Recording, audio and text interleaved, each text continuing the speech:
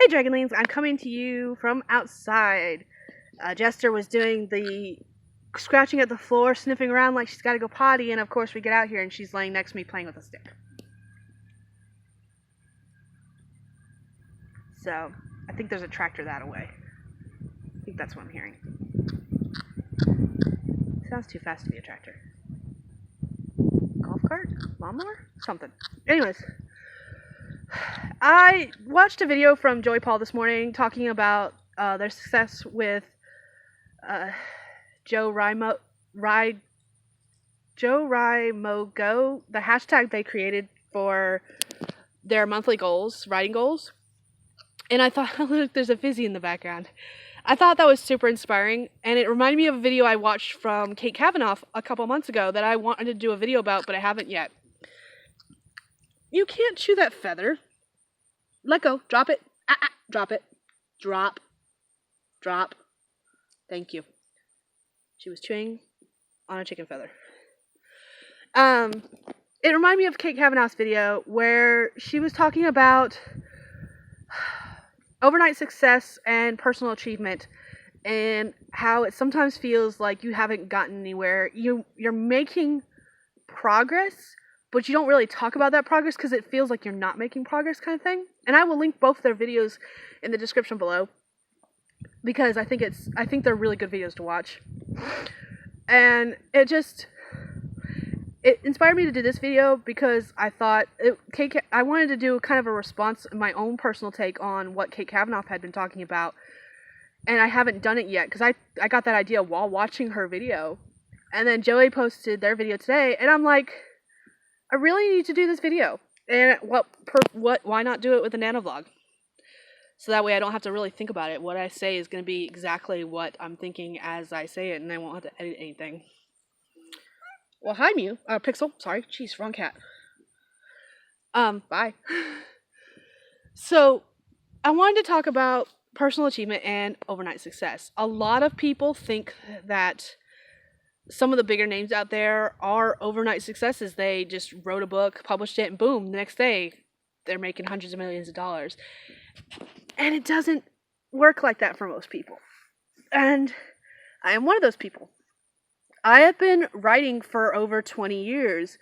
I've technically been published for over 10 years in various forms.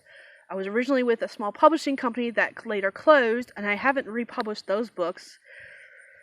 I'm working on it, yo. I'm working on it someday. Burnout is real with that series. But I'm not where I would like to be. At all. I would have loved to have been by now. I see all these people are like, I'm celebrating my 5th anniversary publishing. I'm celebrating my 10th anniversary publishing. And these are people I really look up to. These are people that are making the kind of money I want to be making from my publishing. And I look at what I've accomplished and I feel bad because I'm not where they are. And in a way, it makes me sad because I'm like, how do I get where they are? And another way, I look back at what I've done, what I've accomplished, and what I am doing, and I'm like, I'm right where I need to be. It's not where I want to be, but it's where I need to be with everything else that's going on in my life. Because my circumstances do not equal the circumstances of others. And that's something I have to force myself to remember. I have 2 kids, and 10 years ago, I was raising babies. And some of the people I look up to most that have been publishing the same amount of years I've been publishing didn't have kids when they started. And they were working higher end jobs than I have probably ever worked. And they had the finances to put into their careers that I've never really had. Like the job I recently left almost 2 years ago now. In January, it's been 2 years, by the way. I left that job almost 2 years ago. And that's been my highest paying job. And I was still making less than most people I know who are at the same point in their career than I am, sort of. I mean, career timeline-wise. I was still making less at that job than they were when they started and had the finances to put into the career, if that makes any sense. I don't know if that makes any sense. And that's something I also have to remember. I left a really good paying job for 2 reasons. One, because I wasn't happy with the people I was working with. I was being undermined by my manager. I was also having to train people for the job I was applying for and not getting, and they were getting it. So on 2 separate occasions, I had to train the person who got hired over me to do my job, the job that I was applying for, which is really super annoying and really super heartbreaking. I loved that job, honestly, and part of me wants to go back, and then I think about the people I'd be working under, and I'm like, no, I'm good.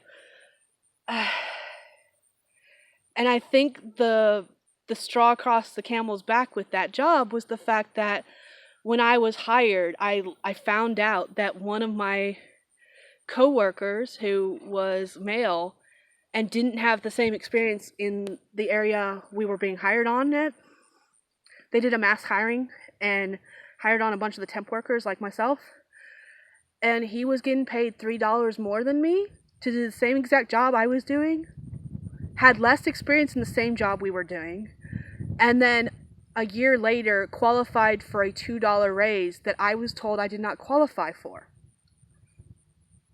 And that was the last final straw, and I left that job because I couldn't stand working for someone who would do that shit. That to me is bullshit. And maybe I'm in the wrong. I don't know. I might be completely in the wrong with that, but that was my feelings at the time, and actually it's still my feelings today, and still fucking sucks. Because I know how much that person is making compared to what I was making, and half the time I was fixing their mistakes. And that's the fucked up part. I was fixing their mistakes, and I did not qualify for the raises that they were qualified for. So by the way, if you're watching my video and you're like, females get equal pay, fuck you, because they don't. In most jobs, they do not.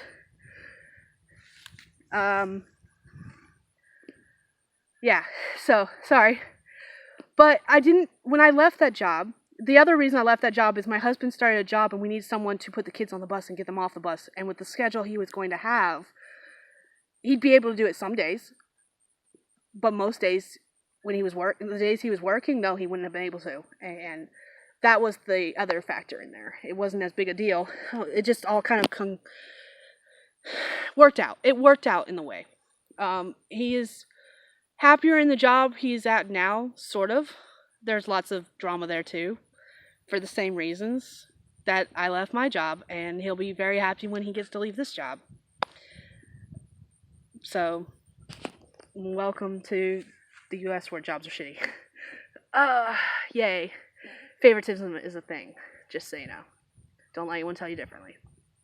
But my point was that when I left my job, I did not have anything saved up because we'd already been living basically paycheck to paycheck.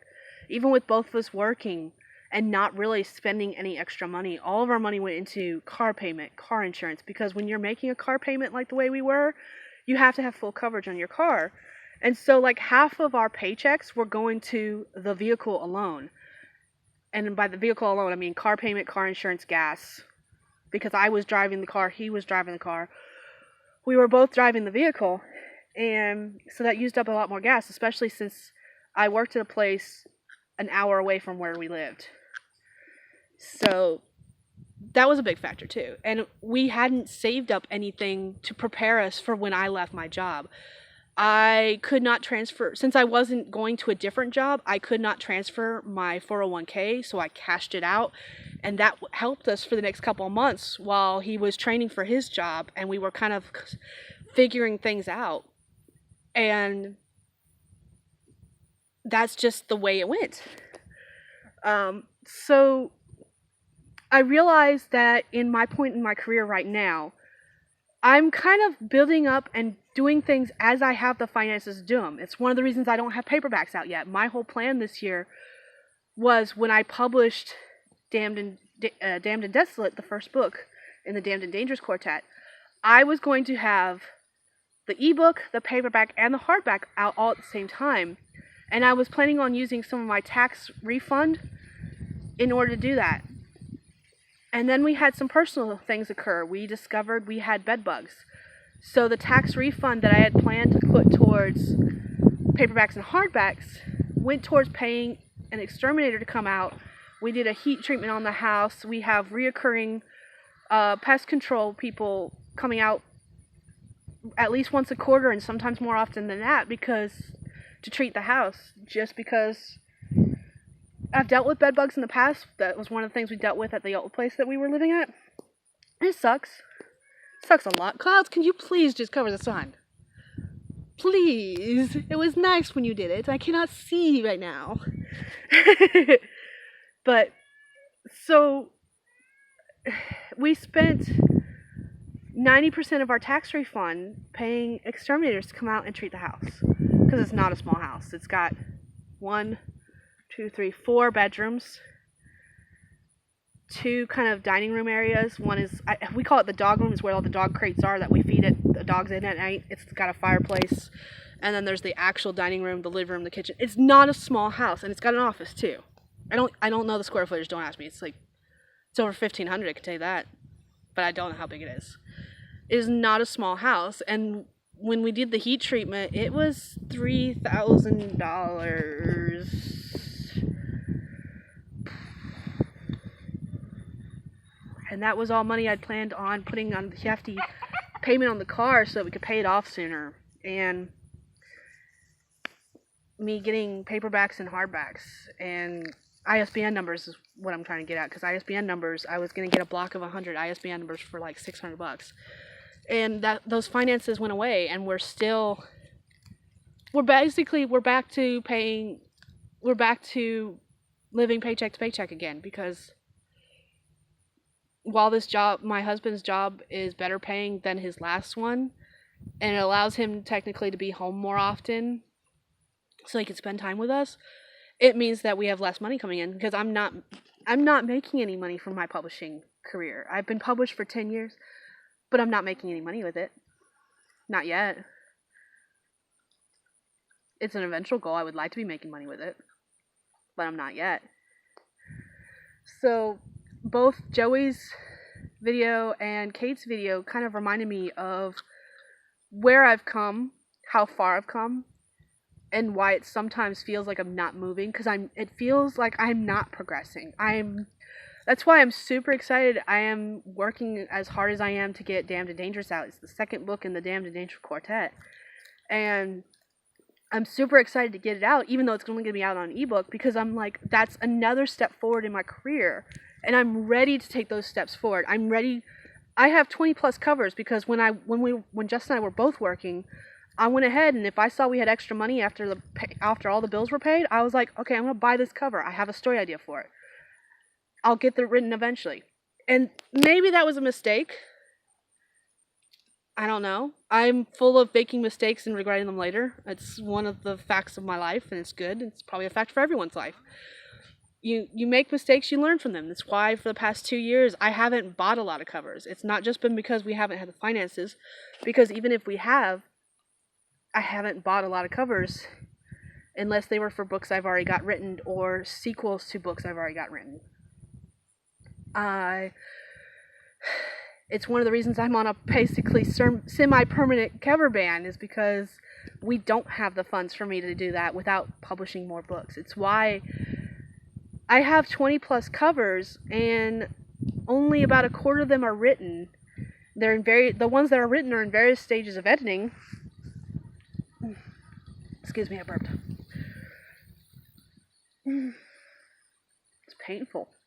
Painful burp, sorry. But it's why I'm trying to publish more, and why I'm trying to focus more on editing than writing. I have completely abandoned I did a tracker video about my project tracker a few months ago. I don't remember when I posted it, but it's why I've completely basically abandoned that, because I want to focus more on editing the projects I've got written and get them out.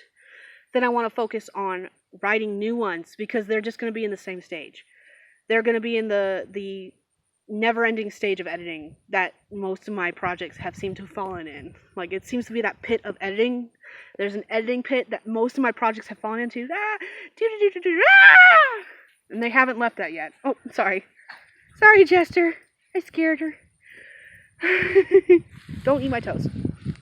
But that goes to show you how everyone's journey is different. I'm not where I want to be. And it sucks. And there's nothing I can do about it at this time. Except for slowly work towards where I want to be. And that's exactly what I'm doing. I'm editing Damned and Dangerous. I haven't even started working on Warlocks yet. I keep talking about it because it's still in the back of my mind. I came up with a new idea that I want to write down for it, and I still need to jot down those notes so I don't forget them. But I haven't actually worked on it this month because I've been focused on getting Damned and Dangerous out because it comes out on the 19th, and that's where my focus needs to be. And then my next focus, actually, I wanted to work on Warlocks, take a break from that series and work on Warlocks. But I think what I'm going to do instead is go ahead and start working on book 3 so I can do the same thing, get it edited, get it out, and start making that progress that I want to. Because I'm not an overnight success. I have a tendency, if anyone asks me, I'm not a great writer. I'm a decent writer. And I know that for a fact. I'm good at what I do. I label myself a mediocre writer for that reason. I can write a good story. And it's going to be entertaining, but is it going to change your life? Probably not. Except to be fun to read. I'm never going to be Stephen King. I'm not going to be J.K. Rowling, and whether or not you hate her or because of everything, her opinion, her stances on LGBT community, doesn't matter what your opinion is, she has made bank as far as her books have gone. And I will never be her. I will never be Stephen King. I will never be James Patterson or any of these other big name writers that have hundreds of stories that people want to read that turn into fandoms and all that stuff. I will never be one of those writers. But I can still write a decent story that entertains people, that maybe cheers them up for a little bit of time. And that's my goal. That's all I want. I want to write entertaining stuff that I would love to read. There's a Fizzy. Hi, Fizzy. There's a Jester. But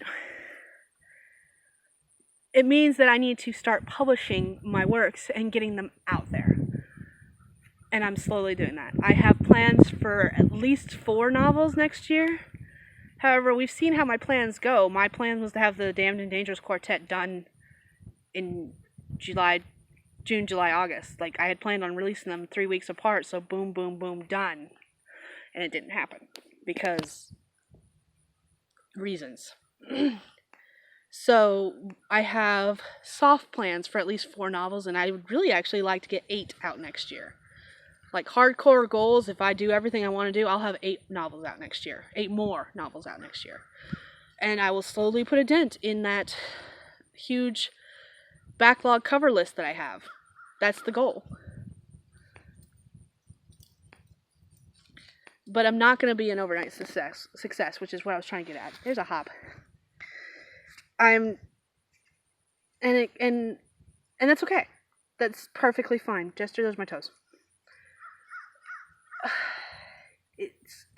In a way, it's heartbreaking. Because I look at all these people who look like overnight success people, and I'm like, they're not overnight success people, though. They worked hard to get where they are. They did the work, and that's the state. Even though I've been publishing off and on for 10 years, I'm still in the doing the work stage. And I need to remember that. I am doing the work to prepare myself to be the success I want to be. To have the success I want to have. But I'm still in that doing the work stage. And that is perfectly okay. It's just something I have to keep in mind when I see all these other people who have also been publishing for 10 years and see what kind of success they're making.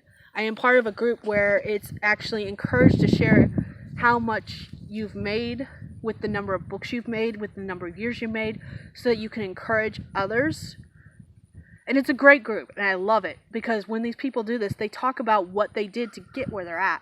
And that's the kind of stuff that inspires me, and this is the kind of stuff I need, the kind of stuff I need to learn, because eventually I'm going to have to tackle the next bridge, and that is marketing. I'm not there yet. I'm not ready to tackle marketing yet, but I will get there. And those kind of stories will help me.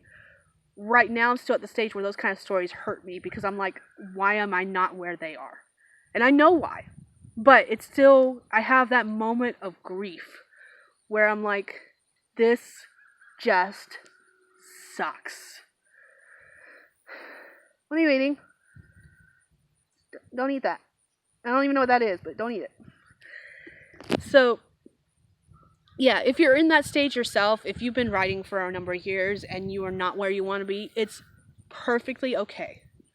Do not beat yourself up. Do not do that. It's not going to help you at all. It's going to hinder you. Accept that you are not where you want to be. And make a plan to get there. I have a plan. Will it work out? Probably not. My plans never seem to. You want the stick? Go get it. You're not a fetch dog, are you? But at least I'm making steps to get where I want to be. And that's the important part. If you're not where you want to be, figure out why. Like, I know why. It's mainly financial. Figure out why you're not where you want to be and make plans and steps to get there.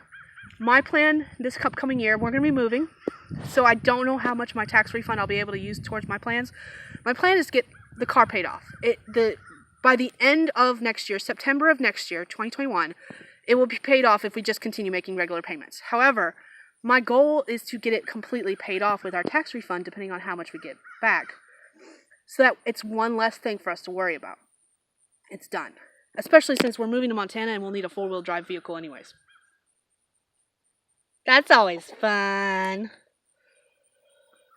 If we can find a transmission for an older vehicle, we actually have one already. It's already up there. It works fine, except for it needs a new transmission. Its current one is currently dragging on the ground because it busted.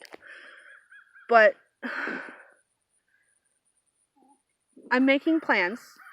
My tax refund, if it doesn't go towards the car, I'm going to pull enough of it out to use, no matter what, I'm going to pull enough of it out so I can get ISBNs because I want paperbacks. I'm probably not going to have hardbacks. That plan has changed, but I am going to have paperbacks. And I'm just going to have to, maybe someday I'll have hardbacks. It is future goals. While I don't like hardbacks, I've had enough people ask me if I'm doing hardbacks that I want to do hardbacks someday in the future. But for now, I'll just be satisfied if I can get paperbacks. And I want them to have their own ISBN numbers so that I can have them under Brimstone Books, because that is the publishing company that I want to write under. Excuse me. I'm working with another publishing company now, and I love the people that I'm working with. I am a book formatter with them. I've been doing formatting off and on for 5 years. I never push those services because I don't know. I just don't. Mostly because I don't want to commit to something right now when I don't really have the time. Because that's another factor that has affected everything I'm working on. I keep adding new responsibilities. I just got a puppy, and she's a lot of work. I mean, I'm out here, I'm going on 23 minutes worth of vlog footage that if you've made it this far, awesome, congrats. But I've added the new responsibility of a puppy. My kids are home. We're going to start homeschooling as soon as I get everything ready for them. I still haven't gotten everything ready for them, by the way. Haven't been able to because I'm out of print ink. There's so much stuff to print. I underestimated how much stuff there was to print. So that's another responsibility. Next year we'll be moving. That's another responsibility. Packing, actually moving, unpacking, settling in, getting everything squared away while we're doing homeschooling that way. It's just, there's so much going on in my life, excuse me, that affect how much time I spend writing, when I write. These days, I haven't been doing live streams. I haven't been joining people on theirs. I haven't been hosting my own because it's too much, basically, right now. And it's more stress than it needs to be. And actually, with joining other people on theirs, those are the excuses I have for not doing my own. Joining people on theirs, I just never seem to be able to make it.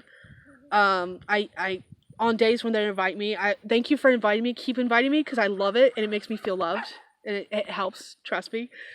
But on days where they invite me, something always happens. The one day I had a pet emergency with Goblin getting his leg cut up.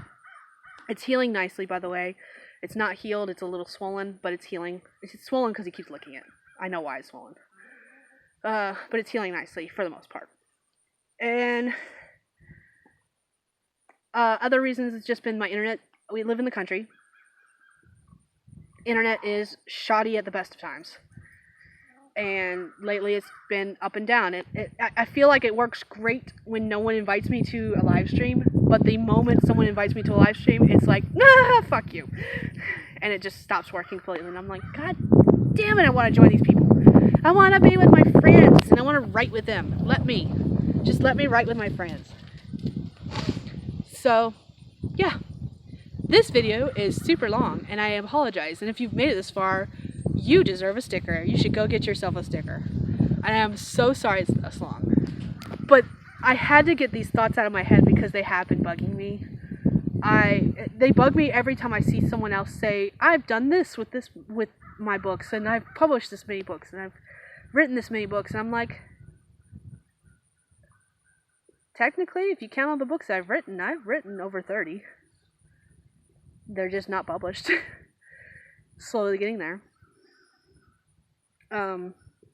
Maybe one of my next actual videos that I edit and post, I will talk about all the projects that I have, and I'll talk about all the covers I have, so that you can see like how my brain has processed everything. And maybe I'll even talk about where they are in their publishing process. I don't know. If that's something you guys are interested in, let me know in the comments below. But mainly what I want to know from you guys is how you feel about your own careers.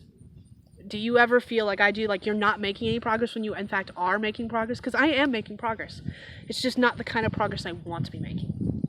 What about you guys? Are you making the progress you want to be making? And if so, do you know why you're not?